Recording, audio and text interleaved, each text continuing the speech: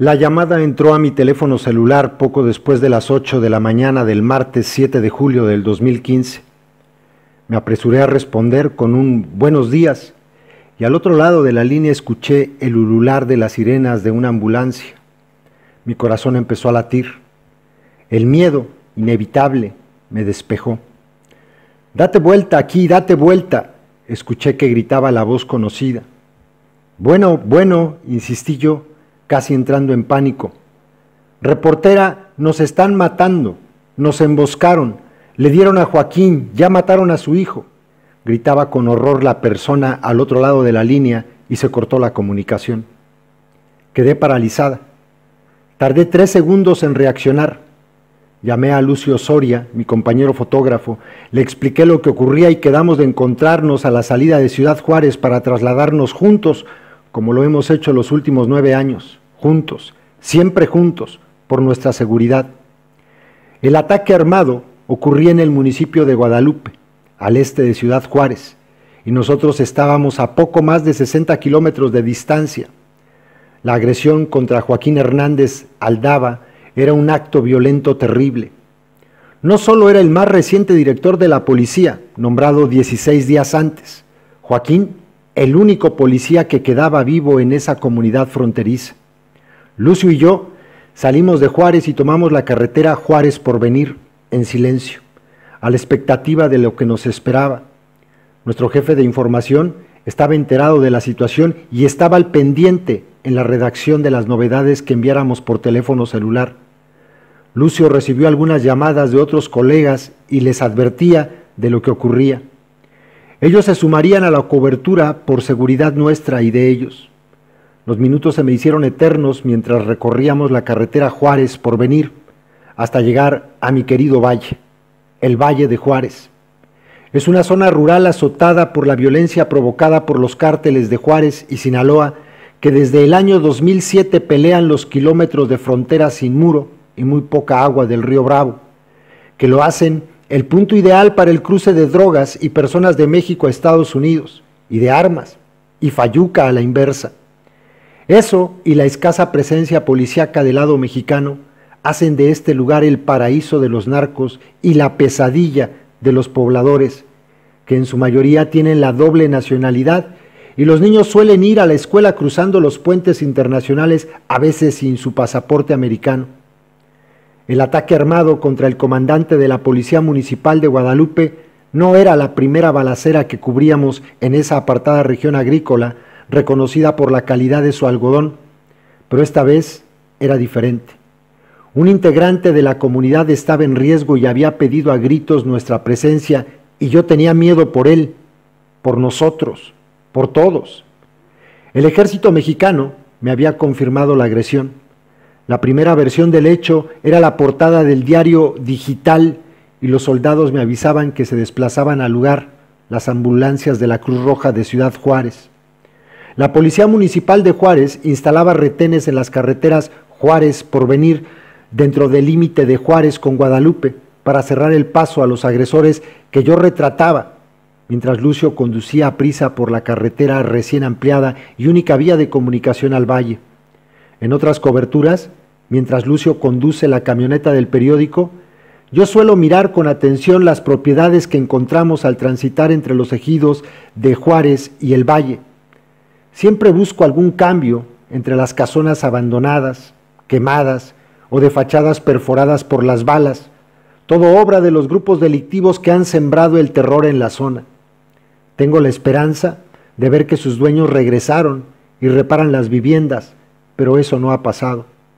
Otras veces ocupo el trayecto contando las cruces de hierro forjado o de madera colocadas al pie del camino, en memoria de los residentes asesinados en esa carretera que comunica a Ciudad Juárez con los municipios fronterizos de Guadalupe y Praxedis G. Guerrero. El número de cruces aumenta año con año. Este viaje fue la excepción. Mientras tomaba fotos de los convoyes de carros policíacos, también buscaba por las calles de los poblados a los agresores, que podrían andar todavía cerca. Durante el trayecto recordé que 16 días atrás, el 21 de junio exactamente, Máximo Carrillo Limones, comandante de la Policía de Guadalupe, fue privado de la libertad por un comando armado que lo sacó del campo de béisbol del pueblo. Luego de asesinarlo, abandonaron su cuerpo en el kilómetro 87 de la carretera Juárez Porvenir, cerca del rancho La Paloma, del municipio que protegía. Aún me estremece recordar las fotografías de ese hecho y la entrevista posterior que le hice a su familia en duelo. A Max lo había saludado días antes de su muerte durante la cobertura de un homicidio ocurrido en Guadalupe, y él me había proporcionado información importante sobre esos hechos violentos. Hasta bromeamos sobre el premio gordo que se sacó al aceptar el cargo público que nadie quería. Durante el proceso electoral del 2013, el candidato a la presidencia municipal por el Partido Revolucionario Institucional, Gabriel Urteaga Núñez, ofreció como compromiso de campaña reinstalar la Dirección de Seguridad Pública Municipal de Guadalupe. Urteaga Núñez ganó e intentó cumplir su promesa, pero al menos una decena de vecinos rechazó ser policía. Max fue el único que aceptó la responsabilidad y lo hizo con gusto. Así me lo comentó el día que le dije que estaba loco por asumir ese cargo en una comunidad con fuerte presencia del cártel de Sinaloa, disputando el territorio fronterizo con el cártel de Juárez. Tenemos que poner el granito de arena, dijo como simple respuesta. La Dirección Municipal de Seguridad Pública de Guadalupe había sido desmantelada en el 2010. La comandante Irma Erika Gándara Archuleta fue privada de su libertad el 23 de diciembre de ese año, cuando un grupo criminal irrumpió en su casa y ella pasó a engrosar la larga lista de mujeres desaparecidas en el valle. Erika ingresó a la corporación como radiooperadora en el 2009 y para el 2010 ascendió a comandante. Recuerdo que me contó que se había dado de baja de la corporación por una lesión en la columna, pero la inseguridad en el pueblo cerró fuentes de empleo y el trabajo era escaso. Entonces regresó a la corporación porque necesitaba el seguro médico, dijo a su familia, casi justificándose. Pero la verdadera razón de su reincorporación fue su amor a la carrera policial hasta que alcanzó el máximo rango. Irma Erika fue la primera mujer que dirigió la comandancia en ese municipio, aunque los sicarios pronto la dejaron sin elementos ante las amenazas y los levantones. Erika pronto se quedó sin los 7 policías que tenía el pueblo de poco más de 2,000 habitantes. Erika se aferró a la idea de darle seguridad al pueblo y el crimen organizado no perdonó la afrenta. Fue hasta el 12 de febrero de 2011 cuando apareció el cuerpo descompuesto de una mujer flotando en el canal de Aguas Negras de Ciudad Juárez, justo a la altura del kilómetro 60 de la carretera Juárez Porvenir, en el municipio de Praxedis G. Guerrero.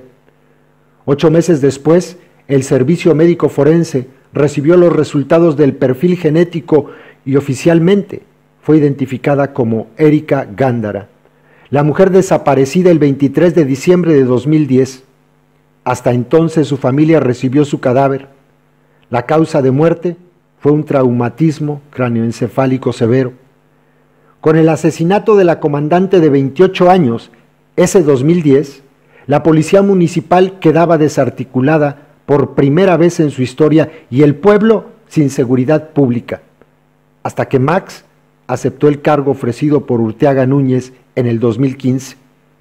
Luego del asesinato de Max, el presidente municipal ofreció el puesto a Joaquín Hernández Aldaba, quien desempeñó la encomienda escasos 16 días hasta que fue acribillado junto a su hijo. Desde entonces, Guadalupe se quedó sin policía municipal. Lucio y yo mantuvimos el silencio cuando pasamos el letrero metálico que da la bienvenida a los visitantes a Guadalupe. Pronto apareció frente a nosotros el cordón amarillo con letras negras con la leyenda Precaución, y que habían extendido varios metros advirtiendo la cercanía de la escena del crimen. Trepados en el enrejado, observamos cuando los paramédicos sacaban el cuerpo del comandante Joaquín, luego a su hijo Jonathan Uriel Hernández de 24 años. Finalmente, los paramédicos de la Cruz Roja de Juárez atendieron al tercer tripulante de la patrulla tipo pick-up que estaba herido. Entonces mi teléfono celular sonó otra vez y la misma voz que me había alertado sobre el crimen explicaba todavía alterada cómo sucedió todo. Me dijo que en la comandancia de policía habían recibido la llamada avisando de un accidente en la carretera. Joaquín se alistó para atender la emergencia y su hijo Jonathan, que estaba de visita, le preguntó si lo podía acompañar, pues era paramédico. Joaquín le dijo que sí.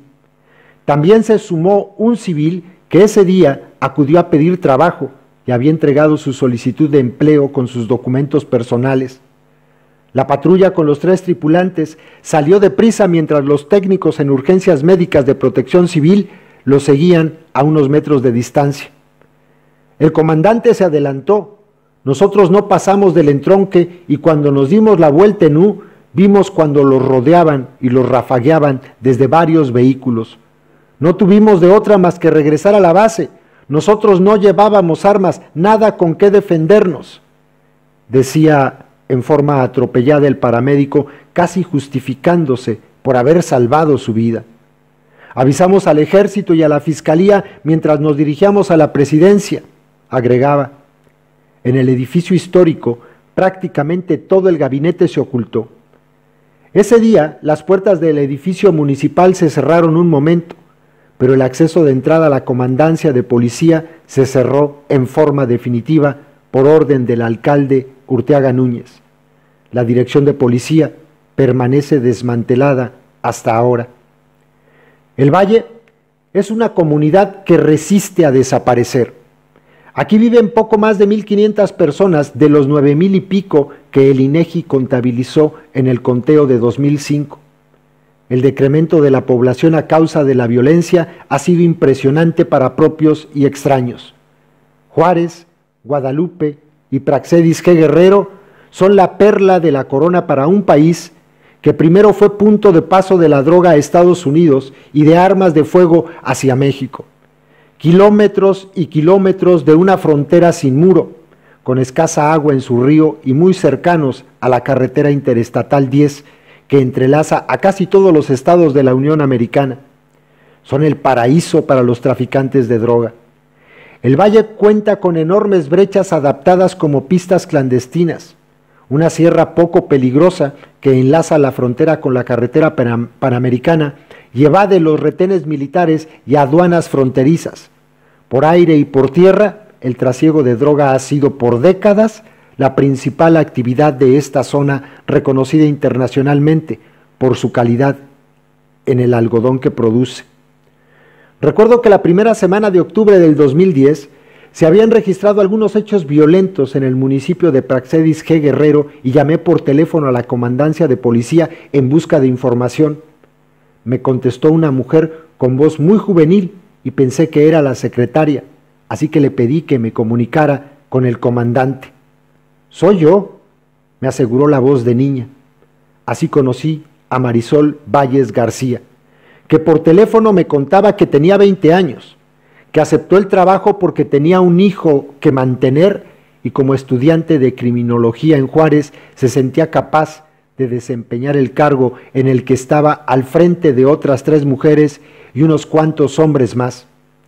Yo le compartí la información a mi jefe, Martín Orquiz, y también mis temores, pues la zona estaba en plena disputa, mientras el gobierno estatal estaba encabezado por César Duarte. Poco hacía él para combatir el crimen en esa región. Tenía miedo por Marisol, que no portaba arma de fuego, y había aceptado el cargo a pesar de que todos sus antecesores habían sido ejecutados. Nunca me imaginé el boom noticioso que generaría su nombramiento, al grado de ser incluida en la lista de las mujeres más influyentes de América y reconocida en España como la mujer más valiente del mundo. Durante los 4 meses que Marisol estuvo al frente de la corporación, la mayor parte del tiempo lo dedicó a la atención de los periodistas de las diversas partes del mundo que querían conocerla. Esa exposición mediática que temí cuando la entrevisté por primera vez, finalmente terminó con su corta carrera policial, pues la atención que captó la mujer más valiente del mundo provocó las amenazas de muerte de los grupos delictivos en plena disputa por la plaza. Marisol tuvo que huir a Estados Unidos, donde pidió asilo político. En mayo de este 2017, nos enteramos que su esposo había sido detenido y actualmente es sujeto a proceso penal en El Paso, Texas, por conspiración para importar marihuana, conspiración para poseer marihuana con la intención de distribuirla y conspiración por lavado de dinero. Después del exilio de Marisol de Praxedis G. Guerrero y el asesinato de Joaquín de Guadalupe, no hubo más policía en el Valle. La seguridad de esos dos municipios ahora está a cargo de la Comisión Estatal de Seguridad Pública. Sin embargo, la pugna entre los dos cárteles continúa. Sabemos que las entrañas de esta tierra guardan cientos de historias que no alcanzan a salir a la luz pública por miedo de sus pobladores y porque somos pocos los reporteros que acudimos a esa zona considerada por mucho tiempo el epicentro de la llamada guerra contra el narcotráfico. Tras el atentado contra Joaquín, el entonces presidente municipal me concedió una entrevista sin lograr contener el llanto ante tantas muertes. No pude evitar compadecerlo. Sé lo que es perder al amigo, al compañero.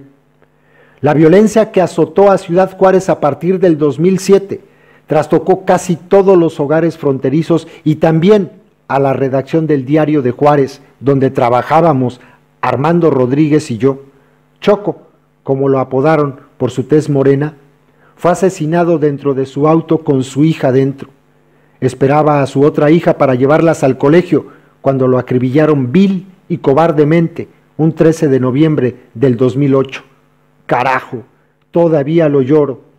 A mí me tocó escribir de su muerte y la muerte de miles más.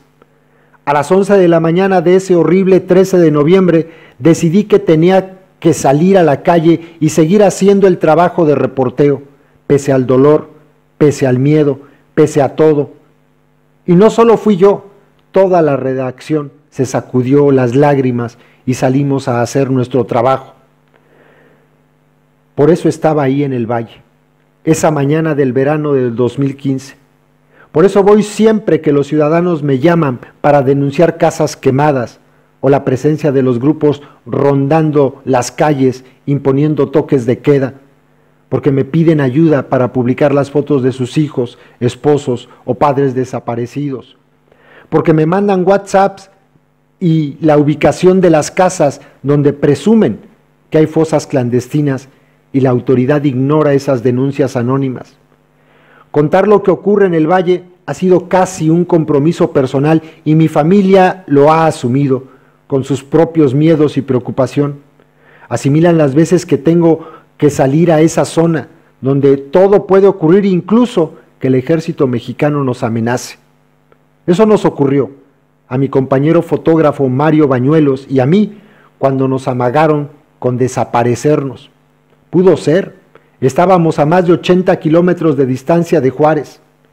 En mayo del 2010 reporteábamos la desaparición de 3 empleados municipales y Mario tomaba fotos de un grupo de militares a bordo de 4 camionetas pick-up color verde olivo, los cuales trabajaban en el operativo de rastreo de los desaparecidos. El comandante a cargo se molestó y los soldados empuñaron las armas largas contra Mario mientras forcejeaban para quitarle su cámara y borrar sus fotos.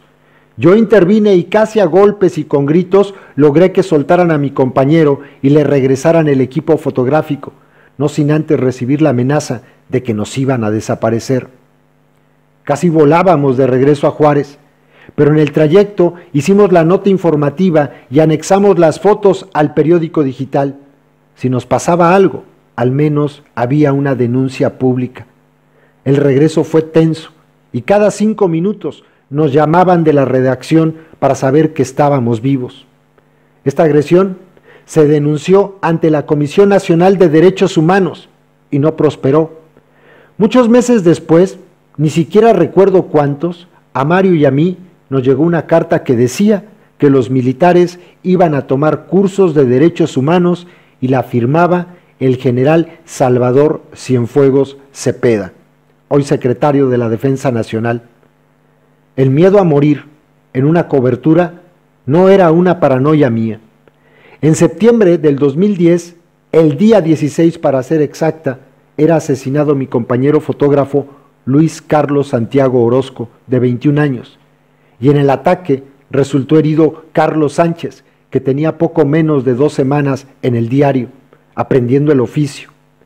Ese horrible día, otra vez, Lucio y yo llegamos primero a la escena del crimen sin imaginar que eran nuestros compañeros quienes habían sido el blanco de un ataque a mano armada.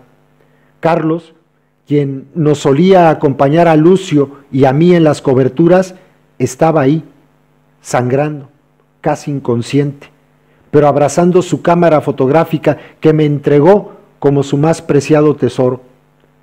7 años después, todos los crímenes que relato siguen impunes. Carlos continúa tomando fotos. Hace unas semanas fuimos juntos al poblado Las Varas, en Madera, Chihuahua, donde un enfrentamiento entre grupos delictivos dejó un saldo de 15 muertos, una masacre. Cuando íbamos en la carretera y tras encomendarnos a Dios, le pregunté a mi compañero: ¿qué, Carlitos, tienes miedo? Nah, fue toda su respuesta. Nosotros seguimos trabajando. También continúan trabajando en el Valle de Juárez aquellos que sobrevivieron al ataque del martes 7 de julio del 2015, el día que asesinaron al último policía del Valle.